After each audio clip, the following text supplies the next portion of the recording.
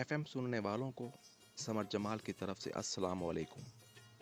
کیا حال ہے سامعین؟ میں امید کرتا ہوں آپ خوش ہوں گے، سدا خوش بھی رہیے اور اپنی دعاؤں میں سمر جمال کو ہمیشہ یاد رکھیے۔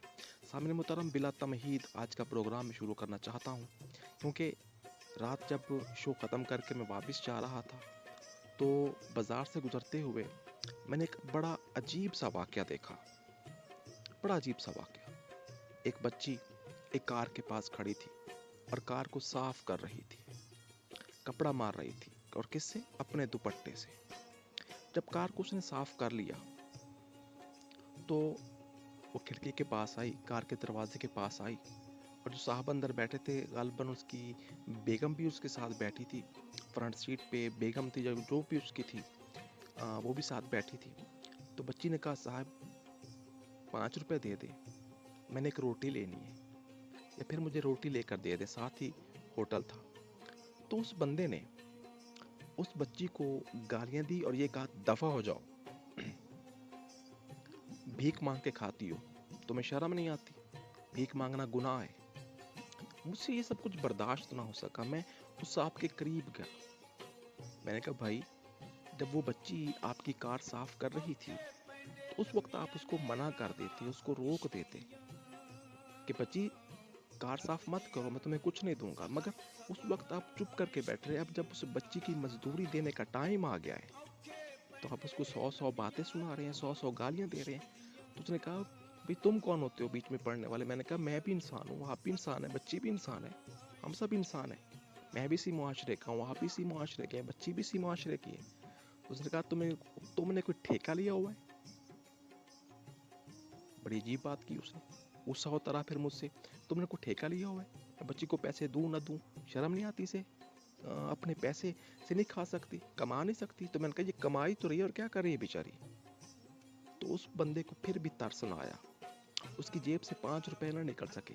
15 لاکھ کی اس کی گاڑی تھی اور اس کی جو ساتھ بیٹھی تھی، جو بھی اس کی لگتی تھی، وہ زیورات سے لدی پھدی ہوئی تھی۔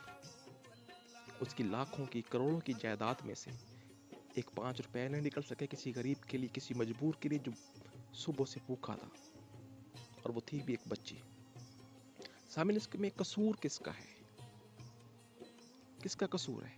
اس بچی کا جو اس کائنات کے اندر آئی، پیدا ہوئی؟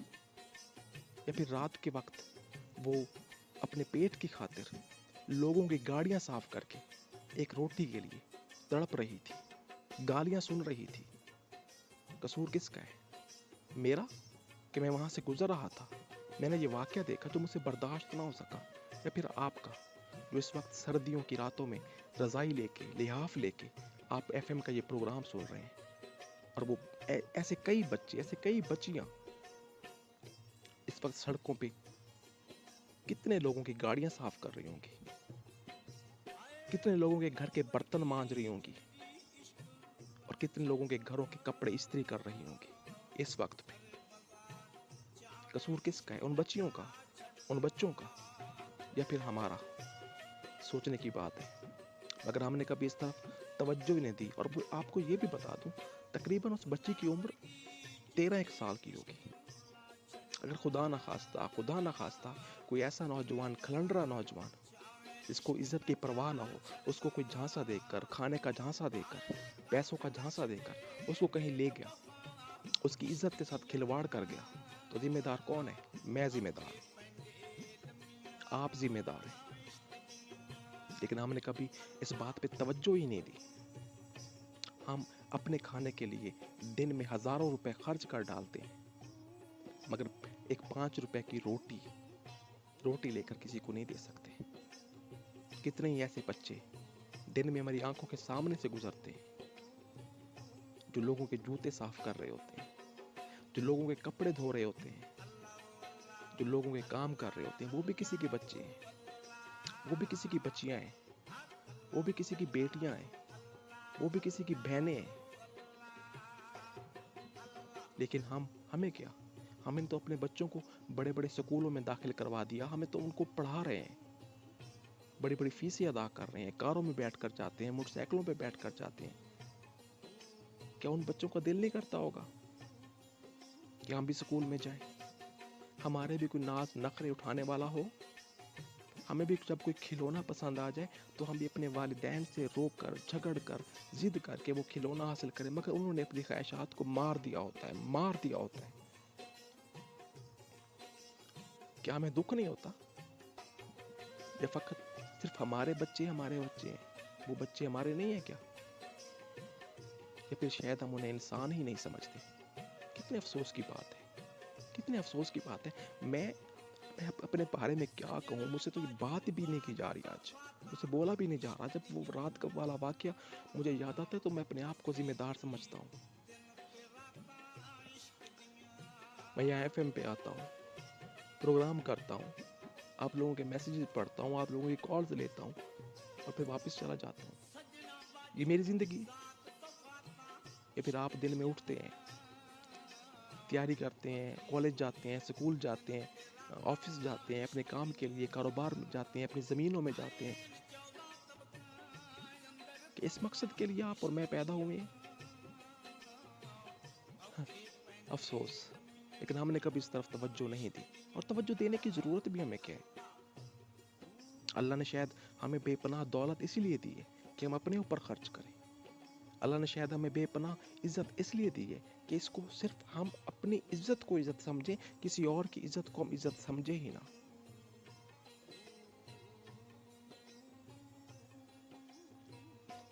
یہ ہے ہماری زندگی, یہ ہے ہماری سوچ, اور یہ ہے ہمارا نظریہ. وہ بچی بھی کسی کی بچی تھی جو رات کو بھیک نہیں بلکہ میں کہہ رہا ہوں مزدوری کر رہی تھی. ہمارے بچے جب بازار میں جاتے ہیں کہتے ہیں ماما ہمیں یہ چیز لے کر دے, پاپا ہمیں یہ چیز لے کر دیں, بھائی ہمیں یہ چیز لے کر دیں, بھائی ہمیں یہ چیز لے کر دیں, انکل ہمیں وہ چیز لے کر دیں. پھر ذرا سوچیں, جب وہ بچے جو ہمارے گھروں میں کام کرتے ہیں, یا وہ بچے جو سڑکوں پہ کام کرتے ہیں, یا وہ بچے جو ورک شاپوں میں کام کرتے ہیں, یا وہ بچے جو مونگ پھلی بیچ رہے ہوتے ہیں, وہ بچے جو انڈے بیچ رہے ہوتے ہیں, جب وہ بازار سے گزرتے ہوں گے, جب ان کو کوئی کھلونا پسند آتا ہوگا تو وہ کیا سوچتے ہوں گے کہ ہماری جیب میں اتنے پیسے کیوں نہیں ہیں کہ ہم بھی وہ کھلونا لے سکیں. جب وہ دوسرے بچوں کو دیکھتے ہوں گے کہ ان کے والدین ان کو کھلونا لے کر دے رہے ہیں, تو وہ سوچتے ہوں گے کہ میں ان کے گھر پیدا کیوں نہیں ہوا. وہ سوچتے ہوں گے کہ میرے والدین کے پاس اتنے پیسے کیوں نہیں ہیں کہ میں بھی ضد کر کے ان سے یہی کھلونا لے سکوں. کبھی سوچا ہم نے؟ لیکن ہمیں سوچنے کی ضرورت ہے کہ ضرورت ہی کیا ہے. ہمارے پاس تو اتنا وقت بھی نہیں ہے, ہمارے پاس تو اتنا ٹائم بھی نہیں ہے کہ شاید ہم ان بچوں کے بارے میں کچھ سوچ بھی سکیں. آپ صبح اٹھتے ہیں 9 بجے, 10 بجے, 8 بجے. وہ بچے صبح اٹھ کر نماز کے ٹائم, میں نے کئی بار دیکھا ہے ایسے بچوں کو, کئی بار دیکھا ہے جو مسجد میں نماز پڑھنے آتے ہیں, نماز پڑھ کے وہ اپنی مونگ پھلی والی چھابڑی اٹھا کے چلے جاتے ہیں. وہ بچے جو جوتے پالش کرتے ہیں, وہ نماز پڑھ کے اپنا وہ باکس جس کے اندر پالش ہوتی ہے, برش ہوتا ہے, وہ اٹھا کر چلے جاتے ہیں. کیا ان کو نیند پیاری نہیں ہے؟ سردیوں کے دن, سردیوں کی صبحیں, جب آپ لوگ سو رہے ہوتے ہیں, کئی ایسے لوگوں کو میں نے صبح کے وقت دیکھا ہے, کئی ایسے بچوں کو میں نے صبح کے وقت دیکھا ہے جو مسجد میں بھی آتے ہیں. لیکن ہمارے بچے جو گرم لحافوں میں سوتے ہیں, ہمارے بچے جو مہنگے جوتے پہنتے ہیں, ہمارے بچے جو مہنگے کپڑے پہنتے ہیں, ہمارے بچے جو جن کی جیبوں میں 100 روپے, 200 روپے, 500 روپے ہوتے ہیں, ہمارے بچے جن کو ہم کسی بھی تہوار پہ ہزاروں روپے دے دیتے ہیں, ہمارے بچے جو موٹر سائیکل کے علاوہ کسی چیز پہ بیٹھتے نہیں, ہمارے بچے جو سکول بھی کار میں جاتے ہیں, ہمارے بچے جو سکول بھی موٹر سائیکل پہ جاتے ہیں, وہ تو نماز کے ٹائم نہیں اٹھتے. اور یہ بچے کیوں اٹھتے ہیں؟ کیونکہ ان کو اللہ کا بھی ڈر ہے, اور یہ حلال کی روزی کر کے کمانا چاہتے ہیں, حلال کی روزی کھانا چاہتے ہیں. ہمارے بچوں کی طرح نہیں ہے کہ ہم ان کو مہنگے ملبوسات بھی پہنائیں, مہنگے کپڑے بھی لے کر دیں, مہنگے جوتے بھی لے کر دیں, ان کی فرمائشیں بھی پوری کریں, اور پھر بھی وہ صبح 9 بجے 8 بجے اٹھے, کبھی مسجد کا منہ بھی نہ دیکھے. تو فرق یہ ہے, یہ فرق ہے ہمارے بچوں میں اور ان بچوں میں. اس لیے سامعین ذرا سوچئے، ذرا پرکھیے اس بات کو کہ ہم یہ جو ہمارے معاشرے کا المیہ ہے، اس کو ہم کیسے دور کر سکتے ہیں، کس طرح دور کر سکتے ہیں۔ اگر ہم یہ سوچ لیں کہ وہ بچے بھی ہمارے بچے ہیں، جہاں ہمارے 2 بچے پڑھتے ہیں، وہاں اگر ہم کسی ہمسائے کا جو غریب ہے، جو اپنے بچے کو پڑھا نہیں سکتا، اس کی کفالت کا بوجھ بھی ہم اپنے ذمہ لیں، میں بوجھ نہیں کہتا، میں بھول گیا، میں بوجھ نہیں کہتا، اگر اس کی کفالت کا ذمہ بھی ہم لے لیں، اور جہاں 2 بچوں کی ہماری فیس جاتی ہے، اگر تیسرے بچے کی بھی چلی جائے گی تو ہماری جائیداد پہ یا ہماری دولت پہ کوئی فرق نہیں پڑے گا۔ آج تہیہ کر لیں۔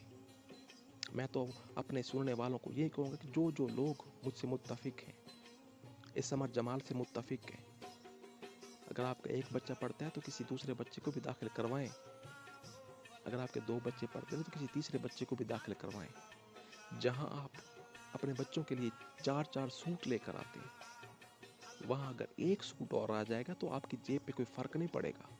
جہاں آپ اپنے بچوں کے لیے 2 جوتے لے کر آتے ہیں، وہاں کوئی 1 جوتا کسی اور کے لیے آ جائے گا، کسی غریب بچے کے لیے آ جائے گا، تو میرے خیال میں آپ کی جیب پہ کوئی فرق نہیں پڑے گا۔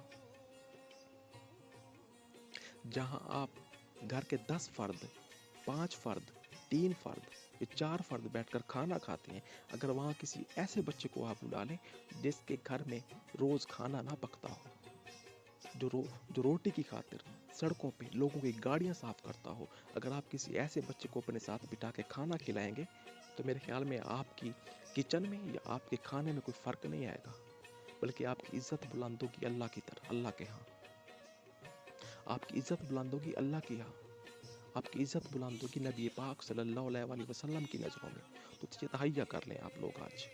میں آپ سے التجا کرتا ہوں، آپ سے التماس کرتا ہوں، میں ہاتھ جوڑ کے آپ سے کہتا ہوں، آپ کے ارد گرد ایسے کئی بچے موجود ہوں گے، مجھ سے آپ لوگوں نے آج مجھ سے وعدہ کرنا ہے کہ جو صاحب استطاعت لوگ مجھے سنتے ہیں، انہوں نے آج مجھ سے وعدہ کرتا ہے، ان لوگوں نے، ان مردوں نے، بھائیوں نے، بزرگوں نے جو میرا پروگرام سنتے ہیں، ان عورتوں نے، ان لڑکیوں نے جو میرا پروگرام سنتی ہیں، آج آپ نے مجھ سے وعدہ کرنا ہے